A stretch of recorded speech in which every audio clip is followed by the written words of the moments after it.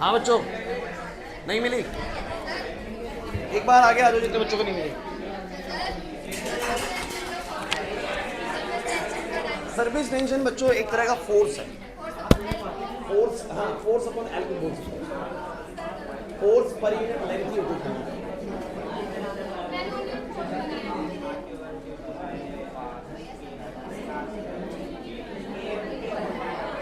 कितने बच्चों ने मिली है?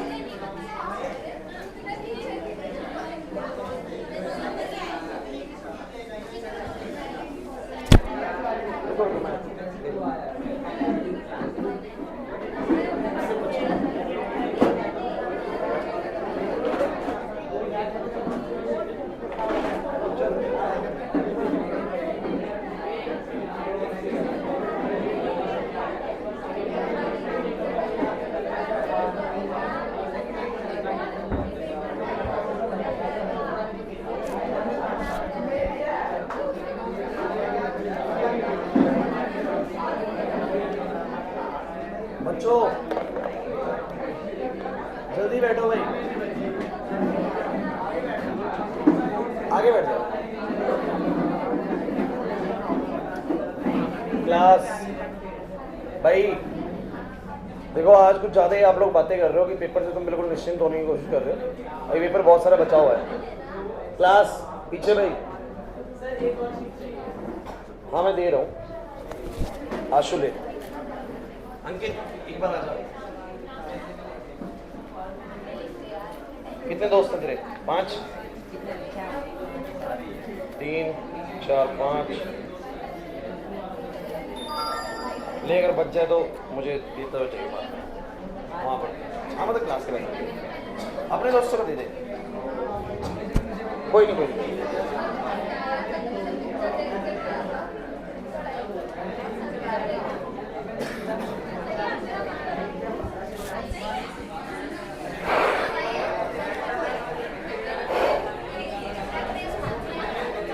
हाँ भाई क्लास।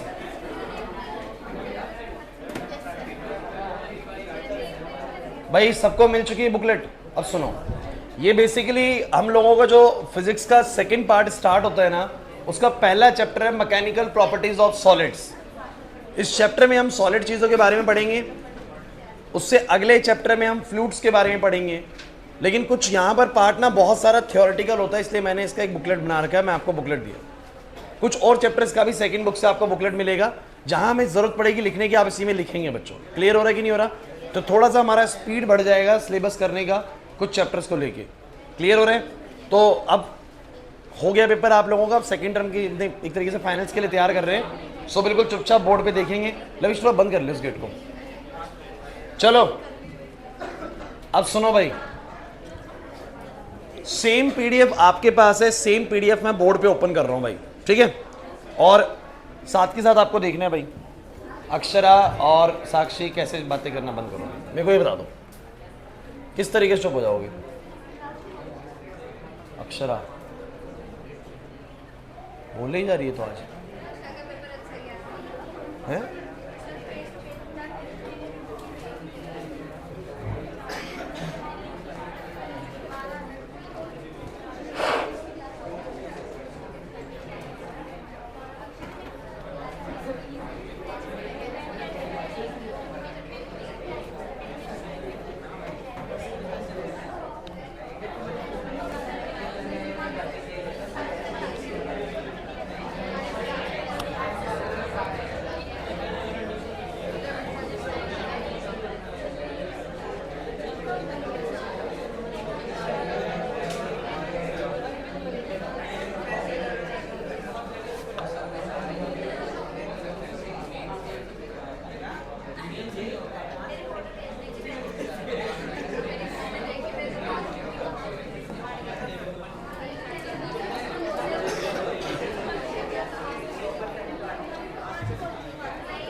चलिए भाई, अब आप सभी के सामने एक पीडीएफ है। हम इस पीडीएफ को आगे बढ़ाएंगे और इधर से समझते चलेंगे चीज़ें क्या हैं भाई। चलिए, so it's chapter number 9। Gravitation से जितना कराया उतना ही करना है आप लोगों को। चैप्टर 9 यहाँ पे सेकंड बुक स्टार्ट जब होती है तो चैप्टर का नाम है मैकेनिकल प्रॉपर्टीज ऑफ सॉलिड्स। ठीक, क्या मतलब है मैकेनिकल प्रॉपर्टीज ऑफ सॉलिड्स का? तो सॉलिड्स ना मैकेनिकल तौर पे हमारे आसपास कैसे इस्तेमाल हो रहे हैं, क्या बेसिक फीचर सॉलिड्स के पास होते हैं जिस वजह से हम इनको अपने आसपास की चीजों में इस्तेमाल कर रहे हैं। जैसे कि घर बनाने के लिए आप लोगों ने कंक्रीट का इस्तेमाल किया, करा कि नहीं करा? सॉलिड्स में सॉलिड्स का भी टाइप बहुत सारा है। बहुत सारे सॉलिड्स ऐसे हैं जो भैया कंप्रेस हो जाते हैं, कुछ सॉलिड्स ऐसे भी हैं जो कंप्रेस नहीं होते। अब किस तरीके से समझेंगे उन बातों को भी समझेंगे। जरा समझने की कोशिश करते हैं। कंप्रेसिबिलिटी वाली बात को थोड़ा और अलग तरीके से भी ट्रीट करेंगे, लिक्विड्स और गैसेस को लेके। सॉलिड्स में थोड़ा अलग तरीके से है। अभी इंट्रोडक्शन स्टार्ट करते हैं। यहाँ पर देखो जरा क्या है। Can be design an aeroplane which is very light but sufficiently strong. ये आप लोग जानते हैं कि हमें एरोप्लेन ऐसा चाहिए जिसका वजन बहुत हल्का हो लेकिन वो मजबूत हो। वजन हल्का इसलिए क्योंकि उसको हवा में उड़ाना है तो हल्का होना ज़रूरी है, लेकिन स्ट्रॉन्ग बहुत होना चाहिए। ऐसा ना हो कि हवा के झोंके से भैया टूट फूट जाए। तो आपको पता है कि इस पर्पज़ के लिए आप बहुत सारे मटेरियल्स यूज़ करते हैं। लाइक एल्यूमिनियम का थोड़ा ज़्यादा इस्तेमाल होता है क्योंकि वो हल्का होता है लेकिन काफ़ी मजबूत होता है। जैसे कि आप लोग ये स्ट्रक्चर जो अपने आसपास देख रहे हैं सेंटर का, ये एल्यूमिनियम का स्ट्रक्चर है। ये हल्का भी होता है और मजबूत भी बहुत ज़्यादा होता है, ठीक है ना। ऐसे ही बहुत सारी बातें हैं जैसे कि can be design an artificial limb which is lighter but strong. अब आर्टिफिशियल लिम्ब ये है कि मान लीजिए कि किसी की हाथ की हड्डी या पैरों की कुछ हड्डी वड्डी टूट गई है तो आपने सुना होगा कि रॉड डाल देते हैं, है ना।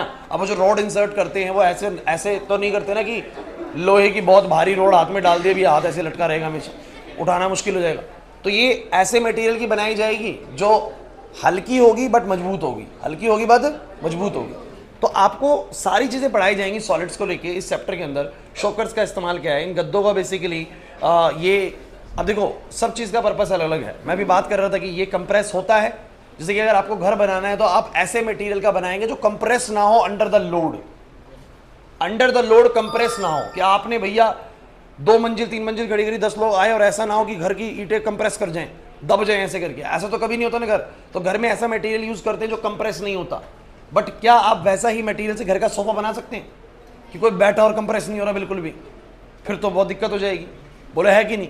तो घर का जो सोफा होगा या बेड होगा वो कैसा होगा कि उसके ऊपर कोई बैठेगा, उसके ऊपर कोई फोर्स लगेगा तो वो जल्दी से डिफॉर्म हो जाएगा। डिफॉर्म होने का मतलब अपना पोजीशन, अपना शेप चेंज कर लेगा। सुमित यहाँ पर, शिवम फोन उनको बैग में रख लो, अगर फोन चला रहे तो बैग में रख लिया करो। फोन अपने बिल्कुल लैप पे, अपने इस पे बैग पे मत रखा करो, ये डिस्ट्रैक्शन है भैया। कोई ना कोई बाहर बैठा है जो आपको डिस्ट्रैक्ट करने के लिए तैयार है बिल्कुल, और आप लोग भी तैयार है, करो भाई डिस्ट्रैक्ट। यहाँ आए हो 1 घंटे भी प्रॉपर पढ़ाई नहीं होती है, 45 मिनट्स होती है, मेरे को पता है। वो 45 मिनट्स बहुत ध्यान से पढ़ाई करा करो। और जितना देखो लास्ट में जब पेपर का टाइम आया था ना, तो आप लोग लास्ट के 10-15 दिन बड़ा अच्छा चले, और लास्ट के 10-15 दिन में आपको पता भी नहीं लगा ग्रेविटेशन कितनी जल्दी खत्म हुआ। कंटेंट बहुत सारा करा ग्रेविटेशन में भी, और बहुत तेजी से खत्म हुआ। यही चीज़ अगर हम शुरुआत से रखें ना, या अभी भी रखें सेकंड बुक के अंदर, तो आपका सिलेबस जो 1 महीना लेट खत्म होना है 1 महीना पहले खत्म होगा। अच्छा, उसका बेनिफिट किसको जाएगा? सारा बेनिफिट आपको जाएगा कि जितना टाइम मुझे मिलेगा मैं उतने ज़्यादा तुम्हें क्या कराऊंगा, एक्स्ट्रा क्वेश्चंस न्यूमेरिकल्स कराऊंगा। उतना बेनिफिट तुम्हें मिलने वाला है, क्योंकि देखो कहीं ना कहीं कुछ न्यूमेरिकल छूट ही तो गई ना, जो एक आध पेपर में आ गया। सोचो कि हमारे पास अगर ऐसे ही 10 दिन और होते एक्स्ट्रा तो हम करते ना, क्या करते, खाली थोड़ी ना बैठते, कुछ तो करते ना, तो वो क्वेश्चंस पकड़ में आ जाते। लेकिन सारा खेल होता है कि आप मुझे कितना समय देने वाले फाइनेंस तक, और वो समय देने का सारा खेल ये कि मैं तो पढ़ाऊंगा, मेरे को तो चाहिए जितना समय चाहिए, आप उसमें से कितना बचा के मेरे को एक्स्ट्रा दे देंगे। अब आप ऐसे शोर करेंगे, आप ध्यान नहीं देंगे, तो मेरे को एक ही चीज़ कराने में समय ज़्यादा लगता है, और जिसके कारण लास्ट में समय नहीं बचता। हम सिर्फ एक्स्ट्रा मटेरियल कर नहीं पाते, चैप्टर कंप्लीट करते हैं, फिर पेपर में कुछ उल्टे सीधे क्वेश्चन आएंगे, परेशान हो गए आप लोग। तो 11th में बार बार कहता हूँ, 11th में समय कम है हमारे पास, और समय कम है मतलब हम थोड़ी सी भी एक्स्ट्रा बात नहीं कर सकते भैया, सीधा सिर्फ पढ़ाई से पढ़ाई। 12th वालों के पास मेरे पास इतना टाइम होता है, मैं उनसे 5-10 मिनट कुछ डिस्कशन भी करता हूँ, पूछता भी हूँ कैसी चल रही नहीं चल रही। आपसे नहीं करता मैं इतनी बात, क्योंकि नहीं होता आपके साथ टाइम इतना, ठीक है। तो थोड़ा सा डिसिप्लिन में रहो क्लास में, कि हमें मजा आया कि आगे जल्दी चीज़ें हो जाएंगी, आपका पेपर अच्छा जाएगा, आपको भी पॉजिटिव फीलिंग आएगी, हमें भी पॉजिटिव फीलिंग आती है। तो गाइज मैंने वही बात बोली कि घर में बहुत सारी चीज़ें ऐसी हैं जो कि आप ऐसी यूज़ कर रहे हैं कि उन पर फोर्स लगे तो वो डिफॉर्म नहीं होती। जैसे कि ये ईंटें जो हैं, ये फर्श जो है कंक्रीट का बना हुआ, इसके ऊपर आप फोर्स लगा रहे हैं, इतने सारे बच्चे बैठे हुए, ये डिफॉर्म हो रहा है। डिफॉर्म मतलब इसका कॉन्फ़िगरेशन चेंज हो रहा है क्या? नहीं हो रहा सर, क्योंकि आपने मटेरियल ऐसे यूज़ किया। बट आप घर के गद्दों में, घर के बेड पे ऐसा मटेरियल यूज़ नहीं कर सकते ना। घर के बेड पे क्या है, जाते हो थक जाते हो तो ऐसे पड़ जाते हो, नहीं है ना, ऐसे गिर भी जाते हो, कूद भी जाते हो, उसके ऊपर चोट नहीं लगती ना? क्यों नहीं लगती? क्योंकि जब आप फोर्स लगाते हैं तो वो डिफॉर्म होता है, कंप्रेस होता है। कंप्रेस होता है तो हमने कुछ फिजिक्स में पढ़ा हुआ इम्पल्स के बारे में, अगर वो टाइम बढ़ जाता है उसको मोमेंटम को चेंज होने में तो वो फोर्स कम लगता है। कुछ ऐसा पढ़ा था कि नहीं पढ़ा था? कोई नहीं। तो कंप्रेस होता है, वो डिफॉर्म होता है। अब घर का बेड बना दें ऐसा कंक्रीट का और तुम कूद जाओ उसके ऊपर, क्या होगा? टूट जाएंगी ना हड्डी पड्डी। समझ में आ रहा है कि नहीं आ रही बात? तो ऐसा नहीं बनाएंगे। तो घर में बहुत सारे सॉलिड्स ऐसे हैं जो फोर्स लगाने पे डिफॉर्म होते हैं, कुछ ऐसे भी हैं जो फोर्स लगाने पे डिफॉर्म नहीं होते। तो यही इस चैप्टर के अंदर मैं सॉलिड्स की यही प्रॉपर्टीज आपको पढ़ाने वाला हूँ। सब कुछ सॉलिड्स के बारे में पढ़ेंगे। क्लियर हो रहा है कि नहीं हो रहा? अब ध्यान सुनिएगा, why does a railway track have a particular shape like I? उसकी शेप आई जैसी ही क्यों बनाई जाती है?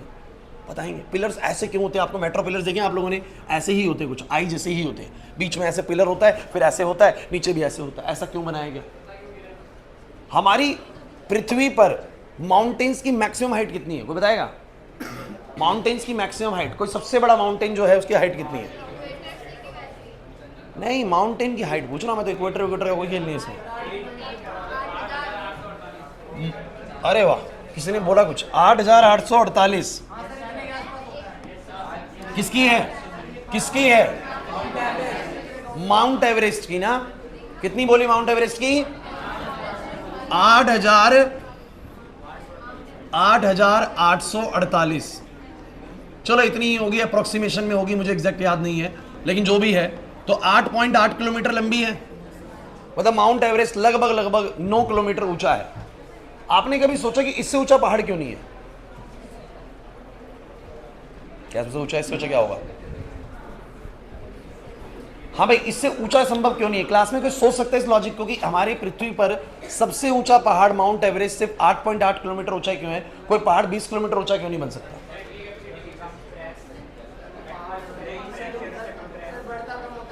नहीं तो इसके ऊपर जाके हम लगा दें 2 किलोमीटर ऊंची और चीज, तो क्या हो गया? हम एक्यूमुलेशन कर दें इसके ऊपर। कोई सोच सकता है, थोड़ा दिमाग लगाओ कि क्या कारण है कि हमारी पृथ्वी पर सबसे ऊंचा पहाड़ सिर्फ और सिर्फ 8.8 किलोमीटर ऊंचा है। बड़ा इंटरेस्टिंग चैप्टर है। सेकंड बुक बहुत इंटरेस्टिंग है। फिजिक्स थोड़ी कम लगेगी आपको, थोड़ा इंटरेस्टिंग चीज ज्यादा लगेंगी। बताओ जरा, क्या लगता है अक्षत? कोलैप्स कर जाएगा, पहाड़ नीचे गिर जाएगा, ऐसा क्यों अक्षत? अच्छा सोच रहा है वो सही सोच रहा है, कोलैप्स कर जाएगा, लेकिन ऐसा क्यों? क्या लगता है स्वास्तिक? पहाड़ से 9 किलोमीटर ऊंचाई क्यों है मैक्सिमम?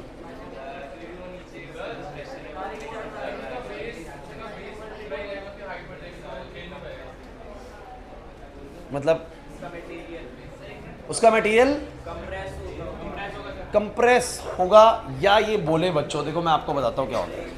हर एक सॉलिड बॉडी की अपनी एक इलास्टिक लिमिट होती है। इलास्टिक लिमिट मतलब क्या? कि वो अंडर द लोड एक टाइम के बाद टूट जाएगा, बिखर जाएगा। मैं बस अभी इसको इतना ही बोलूंगा, फ्रैक्चर्ड हो जाएगा।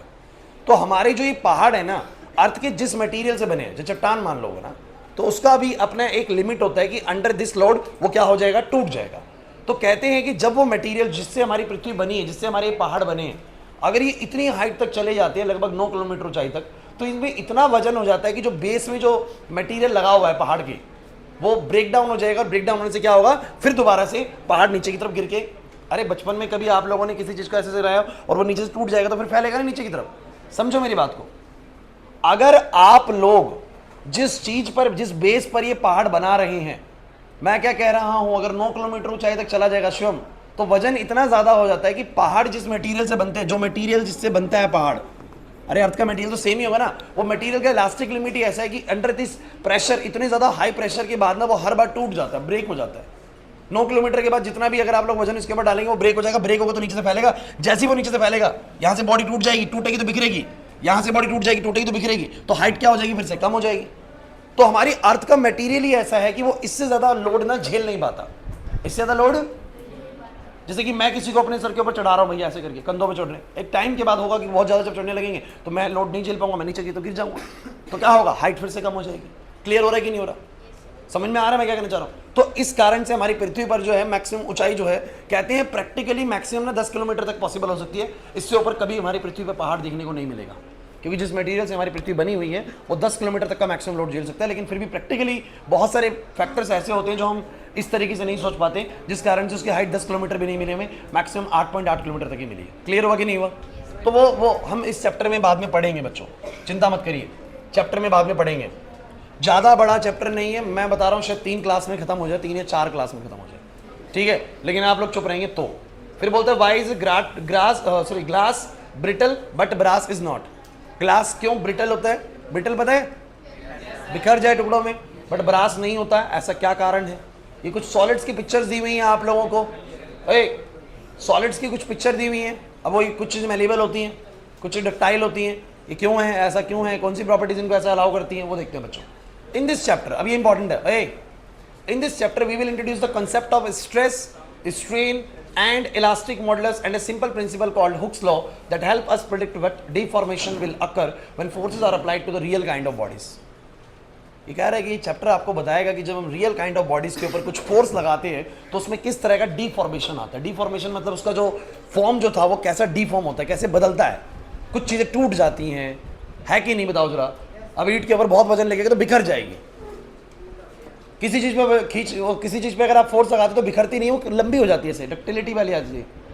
किसी फोर्स लगाओगे शीट जैसी चपटी हो जाएगी, टॉम एंड जेरी में उसके ऊपर से निकल जाता, देखा वैसे मलिएबल की तरह बिल्कुल होता था, देखा था, तो वो ऐसे फ्लैट हो जाता था। मेरा कहने का मतलब ये कि हमारे आसपास हम जब चीज़ों पे फोर्स लगाते हैं तो कुछ चीज़ें अलग तरीके से डिफॉर्म होती है, कुछ चीज़ें अलग तरीके से डिफॉर्म होती हैं, कुछ चीज़ें बिखर जाती हैं टूट के, कुछ चीज़ें लंबी खिंच जाती हैं, कुछ चीज़ें शीट की तरह कन्वर्ट हो जाती हैं। तो हम इस चैप्टर में पढ़ने वाले कि हर चीज़ का अलग अलग रोल होता है।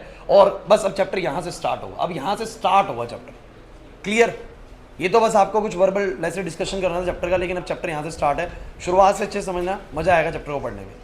अच्छा, आपको क्या लगता है बच्चों, डू सॉलिड्स आर इलास्टिक और नॉट? What is elastic? पहले तो बताओ इलास्टिक क्या होता है। नितिन, इलास्टिक क्या लगता है? इलास्टिक ऐसी चीज़ों को बोलते हैं जिन पे अगर फोर्स लगाया जाए तो वो डिफॉर्म हुए लेकिन वापस अपनी ही कॉन्फ़िगरेशन को अटेन कर लेते हैं। अरे ध्यान देना भाई, मेरे पास एक रबड़ की चीज़ है, मैंने ऐसे खींची, फोर्स लगाया, डिफॉर्म हुई, फोर्स लगाते छोड़ दूंगा, वापस से अपनी जगह पे आ जाएगी। ऐसी चीज़ों को बोलो क्या बोलते हैं? इलास्टिक। क्या बोलते हैं बोलो? मेरा पूछना है, क्या सॉलिड्स इलास्टिक होते हैं? होते हैं सॉलिड्स इलास्टिक? कैसे बताओ, कोई प्रूफ दिखाओ, कोई प्रूफ दिखाओ सॉलिड्स का इलास्टिक का। क्या आप अभी यहां पर हैं तो ये जमीन ऐसे दबी है, थोड़ी देर बाद अपने आप ऊपर उठ जाएगी? स्प्रिंग। चलो मैं बात करता हूं, ये इलास्टिक है कि नहीं? नहीं है।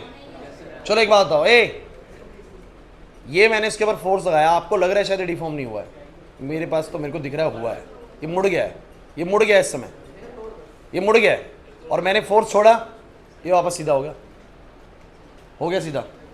सॉलिड इलास्टिक है कि नहीं? इसको नहीं करूँगा बिल्कुल भी, थोड़ा महंगा आता है, लेकिन थोड़ा सा करके दिखाता हूँ। तो ये ऐसे हो रहा है, ये भी बैंड होगा, पैन दे तोड़ दिया उसने, पैन देख नलाया कि नहीं। अब सुनो मेरी बात को, अरे सुन तो, उस बात पे भी आऊँगा। मैंने इस मार्कर को, जिसको तुम प्रॉपर सॉलिड मानते हो, जिसको तुम प्रॉपर क्या मानते हो? सॉलिड, मैंने इसके ऊपर ऐसे फोर्स लगाया, और फोर्स लगाने के बाद ये मुझे मार्कर, बिल्कुल मुझे ये मार्कर जो है ना, ये अभी यहाँ से ऐसे है, लेकिन मैं आपको बता रहा हूँ कि आप पेंसिल को भी करेंगे ना तो पेंसिल ऐसे कुछ पॉइंट तक मुड़ेगी, उसके बाद छोड़ दोगे, पेंसिल वापस अपनी जगह पे आ जाएगी। होगा। आप ये जो चेयर है, इसको भी तो बोल सकते हो ना, ये चेयर भी तो आपकी इलास्टिक ही होती है, आप बैठते हो थोड़ा बहुत इसको आगे पीछे करते, देखो ये देखो, ये देखो,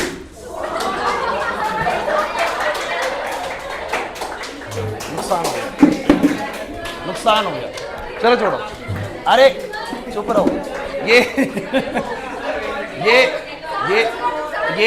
वीडियो कट करनी पड़ेगी। सुनो, ये देखो, अब ज्यादा नहीं करूंगा, सुनो, ये देखो, ये दब रही है, ये पता है। मैं सुनो, जब चेयर लेने जाते हैं ना तो वो ऐसे मोड़ के दिखा देता है, मैं तो चलो वैसे ही मोड़ लेते हैं। अब सुनो, अरे क्लास सुनो, ये मैं इसको दबा रहा हूँ, देखो दबा रहा हूँ, अब ज्यादा नहीं करूंगा मैं, लेकिन दब रही है, देखो, जा रही है, वापस अपनी जगह पे आ रही है, जा रही है, वापस अपनी जगह पे आ रही है। आ रही कि नहीं आ रही? आ रही है, हाँ बोल दो, नहीं करूंगा मैं इसको। तो अब सुनो, अरे क्लास, नुकसान हो गया, सुनो मेरी बात। अब सुनो, ये मतलब कि एक, बच्चों प्लीज, ये एक सॉलिड है, शिवम ध्यान दे यार, ऐसे नहीं, ये एक सॉलिड है और मैंने इस पे फोर्स लगाया, डिफॉर्म हुआ, अपनी शेप चेंज करी और वापस अपनी कॉन्फ़िगरेशन पे आ गया। कभी कभी आप भी चेयर पे बैठते हैं, हल्का सा पीछे बैंड करते हैं, चेयर ऐसे पीछे जाती है, थोड़ी सी नीचे से नहीं, ऊपर की बॉडी ही इसकी पीछे जाती है, लेकिन वापस अपनी जगह पे आती है। सॉलिड्स इलास्टिक है कि नहीं? होते हैं। मैं ऐसे सॉलिड्स की बात कर रहा हूं, शॉकर तो चलो एक अलग चीज होगी है ना, उसमें तो रिस्टोरिंग फोर्स बनेगा। यहां पर मैं बोल रहा हूं कि ऐसे सॉलिड्स भी बोलो क्या होते हैं, इलास्टिक होते हैं। अब इसका कोई कारण बताओ कि कैसे हो सकता है। तो हमारी जो ये फिजिक्स है ना वो ये कहती है कि जितने भी सॉलिड्स होते हैं, देखो केमिस्ट्री भी वैसी सोचती है, कहती है सॉलिड्स के अंदर ये जो पार्टिकल्स है, देखो स्प्रिंग जो आप समझ रहे हैं ना, स्प्रिंग वैसे होती नहीं है ऐसी, वो बस कुछ समझाने के लिए ऐसा डायग्राम बना रहा है। मैं आपको दिखाता हूं मैं क्या कहना चाह रहा हूं। चलो सुनो, ए क्लास प्लीज, ये मेरे पास सॉलिड्स के पार्टिकल्स हैं ऐसे। आपको नहीं लगता कि सॉलिड्स के पार्टिकल्स के बीच में एक अच्छा खासा फोर्स ऑफ अट्रैक्शन होता है, पार्टिकल्स एक दूसरे को अपनी तरफ अट्रैक्ट कर रहे होते कि नहीं कर रहे होते। ये ऊपर वाले पार्टिकल इसको, ये वाला पार्टिकल इसको, ये वाला पार्टिकल इसको, इस तरीके से सारे पार्टिकल्स एक दूसरे को बोलो क्या कर रहे हैं, अट्रैक्ट कर रहे हैं। अगर आप इसके ऊपर डिफॉर्मिंग फोर्स लगाते भी हैं, आप इसके ऊपर फोर्स लगाते हैं कि इसको इधर खींचते हैं, इसको इधर खींचते हैं, तो ये थोड़ा सा आपके फोर्स की वजह से चला जरूर जाता है, लेकिन जो इन पार्टिकल्स के बीच में जो फोर्स ऑफ अट्रैक्शन है वो वापस इनको अपनी जगह पे लेके आ जाता है, और यही बॉडी में इलास्टिसिटी लेके आ रहा है। बॉडी इलास्टिक क्यों है ना, क्योंकि सॉलिड्स के जितने भी पार्टिकल्स होते हैं, हम बचपन से पढ़ते आ रहे हैं, उनके बीच में एक अच्छा खासा बोलो क्या होता है, फोर्स ऑफ अट्रैक्शन। और जब आप इसको खींचते हो ना तो सॉलिड हल्का सा खींच जरूर जाता है फोर्स की वजह से, लेकिन जो उन पार्टिकल्स के बीच में फोर्स ऑफ अट्रैक्शन है वापस से उनको अपनी जगह पे ले आता है, और बॉडी में कैसी प्रॉपर्टी लेके आता है, इलास्टिक प्रॉपर्टी। कैसी प्रॉपर्टी बोलो। लेकिन अभी सीधा सीधा एक एग्जांपल मिल गया तुम लोगों को, इसकी भी एक लिमिट है। अगर आपने जो डीफॉर्मिंग फोर्स लगाया वो इतना ज्यादा लगा दिया कि जो कि इनकी फोर्स ऑफ अट्रैक्शन को ओवरकम कर जाए, तो बॉडी क्या हो जाएगी, सॉलिड क्या हो जाएगा, टूट जाएगा। अब हम बोलेंगे बॉडी प्लास्टिक बन चुकी है। क्या बन चुकी है बोलो। देखो इलास्टिक और प्लास्टिक में यही फर्क होता है, इलास्टिक चीजों पे फोर्स लगाने के बाद वो वापस से अपनी पोजीशन में आ जाएंगी। प्लास्टिक के ऊपर फोर्स लगाया, मतलब बॉडी के ऊपर फोर्स लगाया और वापस अपनी पोजीशन में नहीं गई, तो बोलेंगे वो क्या बन चुकी है, प्योर प्लास्टिक बन चुकी है। क्या बन चुकी है बोलो, प्लास्टिक। मेरी बात को समझिए, इलास्टिक और प्लास्टिक ये दोनों एक जैसे, मतलब दोनों बिल्कुल एंटोनिम के तरीके से यूज होते हैं। अब समझो मेरी बात को। सब बच्चे पहले बताओ कि सॉलिड्स आर इलास्टिक और नॉट। इवन मैं आपको बताऊं, आप सीमेंटेड ब्रिज पे जाते हैं ना, जो ब्रिज मतलब कि रोड पे ऐसे बीच में फ्लाईओवर बने हुए हैं, वो भी इलास्टिक है, वो भी इलास्टिक है। जब उन पे लोड पड़ता है वो हल्के से कंप्रेस होते हैं, ऐसे से भी करते हैं वो। कभी अगर अरे कोई सी भी रोड पे चले जाना, जो ऐसे रोड बने हुए ना फ्लाईओवर टाइप के, ये बेसिकली ऐसे ऐसे वाइब्रेट करते हैं। कभी आप वहां पर गाड़ी खड़ी करना और ऐसे आप महसूस करना कि आपको पता भी लगेगा कि वो वाइब्रेट भी कर रहा है, बहुत हल्का सा माइनर वाइब्रेशन होता है उसके अंदर। फ्लाईओवर्स के ऊपर सीमेंटेड फ्लाईओवर है, मतलब कि उसमें भी बोलो क्या होती है, उसमें भी इलास्टिसिटी होती है। ओए क्लास प्लीज है, देखो बातें नहीं करनी, सिर्फ और सिर्फ सुनना है। आप लोगों को भी इतना नहीं पता होता तो आप लोग यहाँ पर आके बताओ। मैंने बोला ना स्टूडेंट को बस एक अच्छा लिसनर होना जरूरी है, वो बस लिसनर ही बने रहो, भी स्पीकर बाद में बन लेना। तो मैं आपको बस ये कह रहा हूँ कि पहले तो ये बताओ कि सॉलिड्स इलास्टिक होते हैं कि नहीं होते। सर होते हैं। मानसी क्यों होते हैं? क्योंकि सर सॉलिड्स के अंदर जो पार्टिकल्स होते हैं उनके बीच में क्या होता है, फोर्स ऑफ अट्रैक्शन। जब हम किसी सॉलिड पे फोर्स लगाते हैं तो वही पार्टिकल्स के बीच का फोर्स ऑफ अट्रैक्शन उसको वापस से अपनी जगह पे लेके आ जाता है और उसमें इलास्टिसिटी प्रॉपर्टी लेके आता है। अब ये जो स्प्रिंग बनाई गई है ना, ये इसका एक बस हमने एक इमेजिनेटरी वो बनाया है बच्चों कि मान लीजिए इन पार्टिकल्स के बीच में ऐसे स्प्रिंग लगी हुई है। स्प्रिंग का मतलब बोलो क्या, फोर्स ऑफ अट्रैक्शन। अक्षर इधर, ये जो सॉलिड के पार्टिकल्स इनके बीच में स्प्रिंग का मतलब क्या है बोलो, कि इन पार्टिकल्स के बीच में एक फोर्स ऑफ अट्रैक्शन है। मैं जब खींचूंगा तो स्प्रिंग वापस से इनको अपनी जगह पे ले आएगी। बोलो है कि नहीं? तो पढ़ लेते हैं इसको फटाफट से, क्या बोलता है।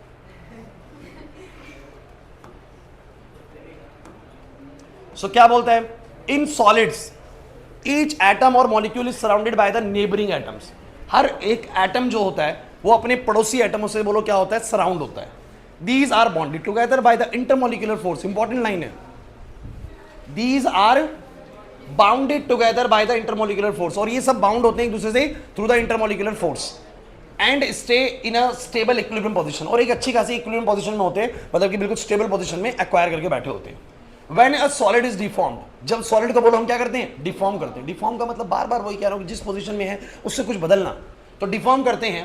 The atoms of the molecule are displaced from their equilibrium position. Atom और मॉलिक्यूल अपनी पोजीशन से डिस्प्लेस हो जाते हैं, causing a change in the interatomic distance, जिसकी वजह से उनका इंटर एटॉमिक डिस्टेंस क्या होता है, बदल जाता है।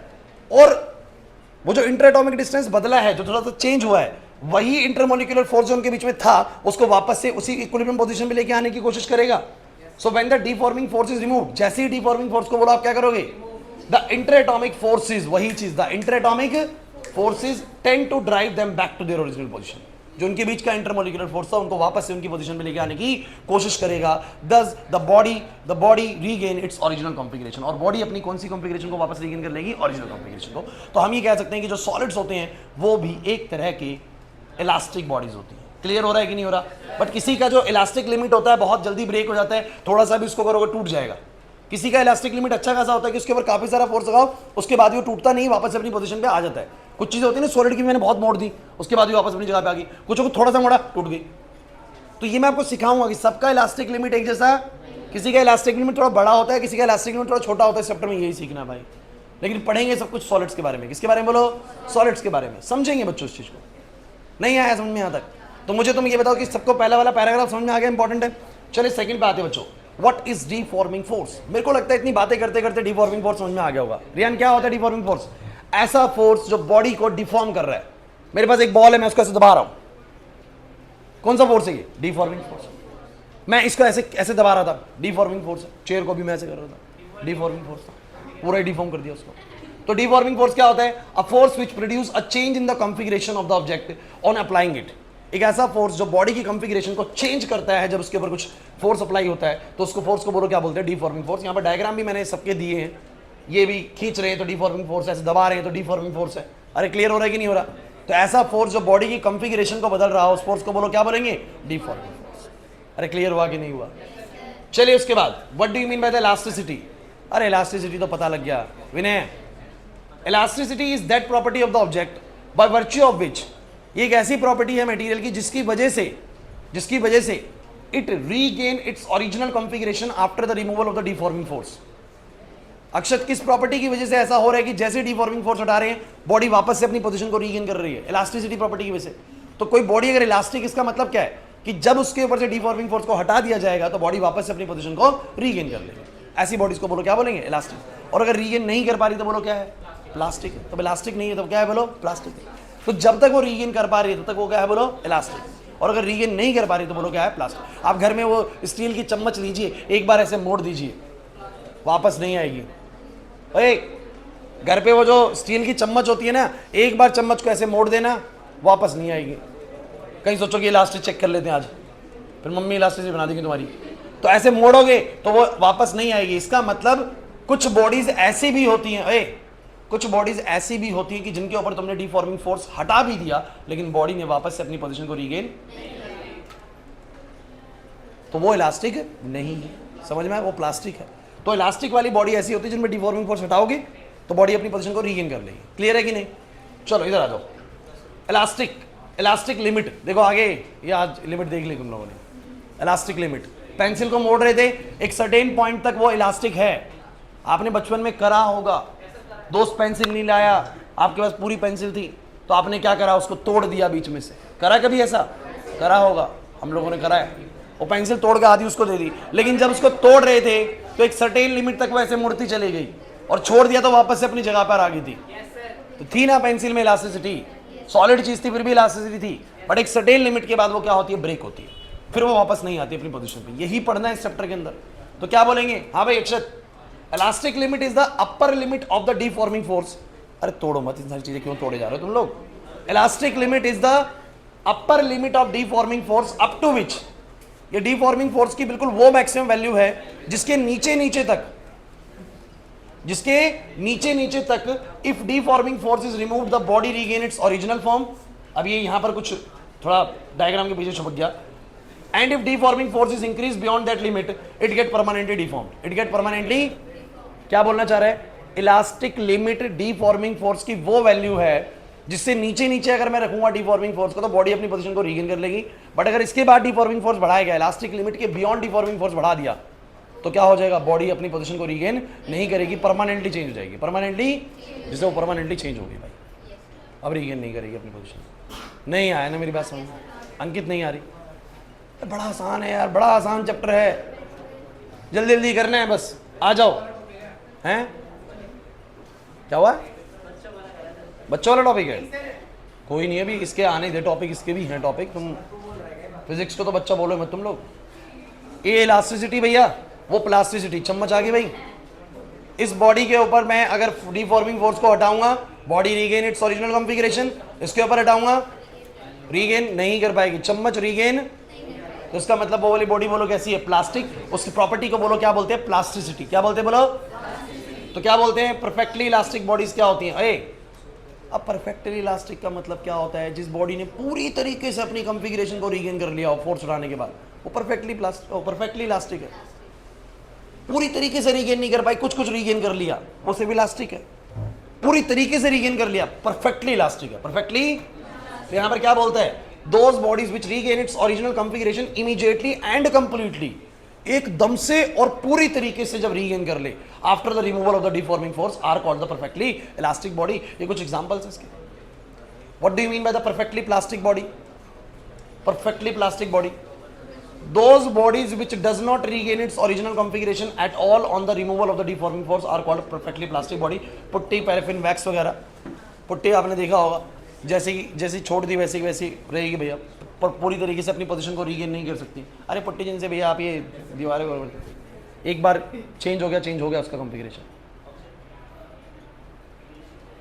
याद है? अब तुम मुझे बताओ जरा, अभी ये वाला सेक्शन अलग स्टार्ट हो जाता है यहाँ से, आप लोग मुझे फटाफट बताइए जरा कि ये तो छोड़ो, यहां से do solids have some elastic properties और not? Yes sir, every solid body have some elastic property. Some has, मतलब किसी के पास ये इलास्टिक प्रॉपर्टी थोड़ी ज्यादा होती है और किसी के पास थोड़ी कम होती है, लेकिन सभी सॉलिड्स इलास्टिक होते हैं। कुछ हद तक सभी सॉलिड्स बोलो क्या होते हैं? इलास्टिक होते हैं। और वो क्यों होते हैं इलास्टिक, जरा मुझे बताओगे? तो आप कहोगे सर सॉलिड्स के अंदर सारे जो पार्टिकल्स होते हैं उनके बीच में एक अच्छा खासा इंटरमोलिकुलर फोर्स ऑफ अट्रैक्शन होता है। जब हम उसके ऊपर फोर्स लगाते हैं तो वो पार्टिकल्स के बीच में दूरी बनती है, और जैसे ही फोर्स हटाते हैं तो वो पार्टिकल्स का जो इंटरमोलिकुलर फोर्स है उनको वापस से अपनी पोजीशन पे लेके आ जाता है और बॉडी में इलास्टिसिटी प्रॉपर्टी को जनरेट करता है। क्लियर हुआ कि नहीं हुआ? पक्की बात है। इसके बाद मैं क्या बोल रहा हूं बच्चों, मैंने आपसे पूछा व्हाट इज डीफॉर्मिंग फोर्स, या नाम समझ में आ रहा है? डीफॉर्मिंग फोर्स ऐसा फोर्स जो बॉडी की कॉन्फ़िगरेशन को चेंज कर रहा है, उसको बोलो क्या बोलेंगे? डीफॉर्मिंग फोर्स। समझ में आया कि नहीं आया? उसके बाद क्या बोला? इलास्टिसिटी। सर बॉडी की वो प्रॉपर्टी जो जिसकी वजह से बॉडी अपनी पोजीशन को वापस से रीगेन कर रही है, इस प्रॉपर्टी को बोलो क्या बोलते हैं? इलास्टिसिटी। इस फीचर को बोलते हैं बॉडी की इलास्टिसिटी। क्लियर होता कि नहीं होता? उसके बाद मैंने बोला इलास्टिक लिमिट, तो भैया ये भी समझ में आता है कि बॉडी किसी भी लिमिट तक इलास्टिक नहीं हो सकती। एक सर्टेन लेवल, एक सर्टेन डिफॉर्मिंग फोर्स तक वो इलास्टिक है, उसके बाद ज्यादा डिफॉर्मिंग फोर्स हुआ तो वो परमानेंटली डैमेज हो जाएगी। उससे नीचे नीचे रखा मैंने तो बच जाएगी। जैसे इसका था कुछ फोर्स की भैया 25 न्यूटन से ज्यादा नहीं लगाना था, तो अगर मैं 25 न्यूटन से नीचे नीचे तक रखता तो ये बची रहती, वापस रीगेन कर लेती, बट 25 से थोड़ा सा ऊपर हो गया था, इसलिए परमानेंटली बोलो क्या होगी? डैमेज होगी। अरे क्लियर हुआ कि नहीं हुआ? तो वो 25 न्यूटन बोलो इसका क्या है? इलास्टिक लिमिट है। क्या है बोलो? अरे नहीं आ रहा समझ में। इसके बाद परफेक्टली इलास्टिक बॉडी, नाम से समझ में आ रहा है कि ऐसी बॉडी जो पूरी तरीके से अपनी कॉन्फ़िगरेशन को रीगेन कर ले, तो उसको बोलो क्या बोलेंगे? Perfectly elastic. और परफेक्टली प्लास्टिक जो रीगेन ना कर पाए वो बोलो क्या है? परफेक्टली चम्मच है, आपने मोड़ी, डिफॉर्मिंग फोर्स हटा भी दिया, वापस से रीगेन कर ही नहीं रही, तो ये परफेक्टली प्लास्टिक होगी। क्लियर हुआ कि नहीं हुआ? पक्की बात है। कोई प्रॉब्लम है तो जल्दी बोलो भाई। चलिए, रीस्टोरिंग फोर्स पढ़ो एक बार। कितना समय हमारे पास बचा है इसको करने के लिए? अच्छा एक बात बताओ, बॉडी को, जतिन तू ही बता, तू बहुत हंस रहा है, बॉडी को वापस इलास्टिक मतलब वापस अपनी कॉन्फ़िगरेशन में कौन लेके आ रहा है? किस कारण से सॉलिड बॉडी वापस अपनी कॉन्फ़िगरेशन में? अबे तो मैंने बताया नहीं भी, कहां से बन गया? सॉलिड्स को तूने ऐसे खींचा, अभी मैंने इस चेयर को ऐसे बैंड किया था, मुड़ रही थी, ये वापस से अपनी जगह पे कैसे आ जा रही? क्या कारण? किसके कारण है वो इलास्टिक प्रॉपर्टी? पार्टिकल्स के बीच का क्या है बोलो? Intermolecular force. और यही जो पार्टिकल्स के बीच जो इंटरमोलिकुलर फोर्स पैदा होता है, जब भी हम किसी बॉडी पे क्या लगाते हैं क्लास? जब भी हम किसी बॉडी पे बोलो क्या लगाते हैं? डीफॉर्मिंग फोर्स। बॉडी के अंदर एक रीस्टोरिंग फोर्स पैदा हो जाता है जो उसको वापस से अपनी पोजीशन को रीगेन करने में मदद करता है। मैंने एक स्प्रिंग को ऐसे खींचा, मैंने बाहर की तरफ लगाया डीफॉर्मिंग फोर्स, उसमें अंदर की तरफ क्या पैदा हो गया? एक रीस्टोरिंग फोर्स। मैंने इस पेन को ऐसे दबाया, इसको मैं दबा रहा हूं, ये मेरा डीफॉर्मिंग फोर्स, लेकिन एक फोर्स ऐसा पैदा हो रहा है जिसको वापस अपनी पोजीशन में लेके जाएगा, वो है रीस्टोरिंग फोर्स। तो वो फोर्स जो बॉडी को वापस अपनी पोजीशन को रीगेन करवाने में मदद करता है, उस फोर्स को बोलो हम क्या बोलते हैं? Restoring force. इसीलिए इसका नाम है रीस्टोर।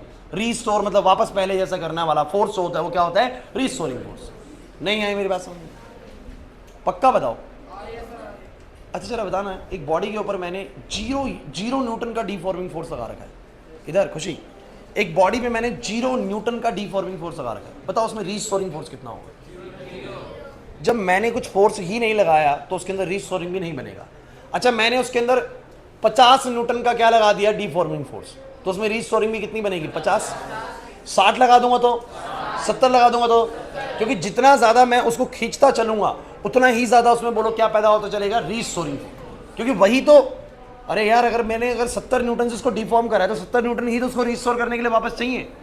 तो जितना मैं उसको डिफॉर्म करूंगा उतना ही ज्यादा वो अपने अंदर क्या पैदा करता है, बोलो रीस्टोरिंग फोर्स। समझ ही नहीं आ रहा तुम लोगों को?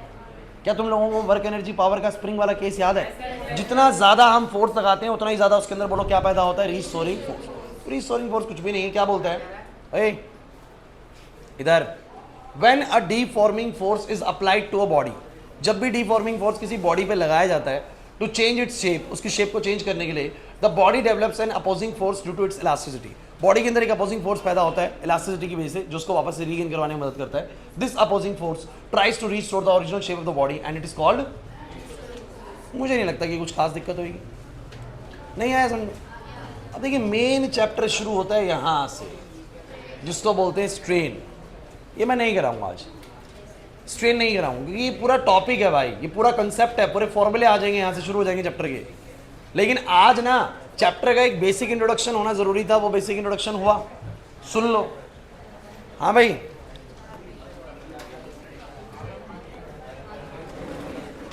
अब तुम्हें समझ में आ रहा है, अब तुम्हें समझ में आ रहा है कि पहाड़ ज्यादा ऊंचे क्यों नहीं हो सकते? क्योंकि एक सर्टेन पॉइंट के बाद पहाड़ की जो मटेरियल है उसकी इलास्टिक लिमिट ब्रेक हो जाती होगी और वो टूट जाते होंगे नीचे के पार्टिकल्स। जब नीचे की बॉडी टूट जाएगी तो वो फैल जाएगी तो हाइट नीचे हो जाएगी। क्लियर होता है कि नहीं होता? जल्दी से कुछ क्वेश्चंस के जवाब दो भाई। आप ये देखो कि आपको ये सारे क्वेश्चंस आते हैं कि नहीं आते। पहला, do solids have elastic property?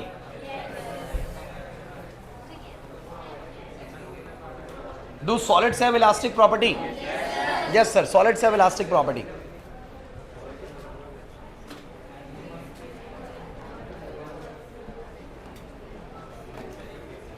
What is the reason behind the elastic property of solid? Elastic property of solids. Solids की elastic property का main कारण क्या है? सॉलिड्स के बीच में जो इलास्टिसिटी है, सॉलिड्स के पास जो इलास्टिसिटी है, उसके पीछे का मेन रीजन क्या है सर? सॉलिड्स के पार्टिकल के बीच में लगने वाला जो इंटरमोलिकुलर फोर्स है, the intermolecular force between the particles of the solid is the main reason behind the elastic properties of solids. नहीं आया ना समझ में? इसके बाद मैंने आप लोगों को क्या बोला? What is deforming force?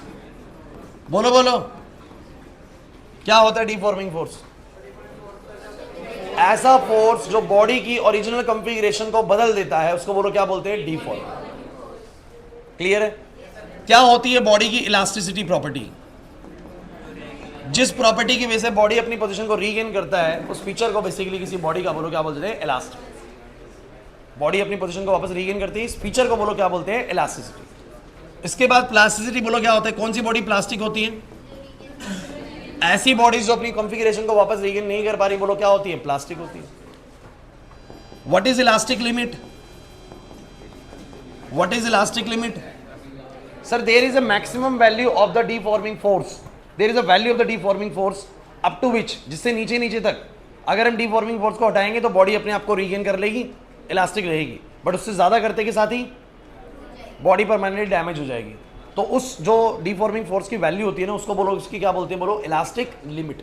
हर एक बॉडी का अपना एक डीफॉर्मिंग फोर्स का ऐसा वैल्यू होता है जिससे नीचे नीचे तक वो इलास्टिक रहता है, उसके बाद वो इलास्टिक नहीं रहता है, उसको बोलते हैं, उसका बोलो क्या? Elastic limit. समझ नहीं आ रहा सर क्या? तो ये सब मैं आपको ग्राफिकल तरीके से भी समझाऊंगा, लेकिन आपको बस पता होगी एटलीस्ट। मैं जब नेक्स्ट क्लास में ये टर्म्स यूज करूँ ना, this body is elastic, this body is plastic, this body has this elastic limit, this body has this elastic limit, तो आपको पता होना चाहिए। एक बॉडी का इलास्टिक लिमिट बोलो 15 न्यूटन, एक का इलास्टिक लिमिट बोलो 25 न्यूटन। क्या मतलब है कि पहले वाली बॉडी का जो 15 न्यूटन है सर, वो 15 न्यूटन तक तो इलास्टिक रहती है, उसके बाद वो डिफॉर्म हो जाती है परमानेंटली। और जिसका 25 न्यूटन है सर, वो 25 न्यूटन तक अपने आप को वापस से रीगेन कर सकती है, उससे कम तक 25 के बाद करते के साथ ही वो डिफॉर्म हो जाएगी परमानेंटली। क्लियर होता है कि नहीं होता? नहीं आ रही मेरा समझे? सबका इलास्टिक लिमिट अलग अलग हो सकता है। उसके बाद मैंने आपको बोला रीस्टोरिंग फोर्स। ये कौन सा फोर्स होता है बच्चों? तो जो मैंने तुम्हें सेकंड पार्ट में पढ़ाया ना, ये जो मैंने सेकंड पार्ट में पढ़ाया कि जो इंटरमोलिकुलर फोर्स ऑफ अट्रैक्शन लगता है पार्टिकल्स के बीच में, वही बॉडी को रीगेन करवाता है अपनी ओरिजिनल पोजीशन को। जो उनकी वजह से फोर्स पैदा होता है उसको बोलो क्या बोलते हैं? Restoring force. या हम बोलेंगे डीफॉर्मिंग फोर्स के अपोजिशन में जो फोर्स पैदा होता है, जो उसको वापस से अपनी पोजीशन को रीगेन करवाने में मदद करता है, रीस्टोर करवाने में मदद करता है, उस फोर्स को बोलो क्या बोलते हैं, रीस्टोरिंग फोर्स। मुझे नहीं लगता कि पहली क्लास में कुछ भी ऐसा है जो आपको मतलब अटपटा लगा हो या समझ ना आया हो। सब कुछ थियोरेटिकल था आज की क्लास में, ईजी था, कहीं कोई मुश्किल नहीं लगा होगा। बट आप ध्यान से सुन लीजिए, अगर चैप्टर अच्छे से करना है तो नेक्स्ट क्लास छुट्टी मत करना है, क्योंकि मैं बता दूं इस चैप्टर के अंदर ना सिर्फ 3 ही टॉपिक हैं, एक स्ट्रेन, एक स्ट्रेस और एक होता है बच्चों modulus of elasticity. Modulus of elasticity ये क्या होता है? ये होता है, अब सुन लीजिए मैं क्यों बोल रहा हूं कि आपको छुट्टी नहीं करनी है, क्योंकि ये होता है स्ट्रेस अपॉन स्ट्रेन। क्या होता है बोलो? अब मैं नेक्स्ट क्लास में सिखाऊंगा तुम लोगों को स्ट्रेस और स्ट्रेन दोनों चीज करा दूंगा, और उससे अगली क्लास में कराऊंगा इन दोनों की रेशियो से ये बनता है। अब तुम सोचोगे तुमने अगली क्लास नहीं ली तो क्या उससे अगली समझ में आने वाली है? क्योंकि उससे अगली के अंदर तो स्ट्रेस और स्ट्रेन का रेशियो पढ़ने वाले, तुम्हें नहीं पता होगा स्ट्रेस क्या स्ट्रेन क्या, तो फिर कैसे करोगे? और चैप्टर खत्म हो जाएगा, इसके बाद ध्यान रखना। इसका मतलब अभी 2 क्लासेस, अगली जो 2 क्लासेस है छुट्टी करनी ही नहीं है, ठीक है? आ रही बात समझ में? जितना आज कराया उतना समझ में आ गया, ठीक है? बाकी नेक्स्ट में मिलते हैं।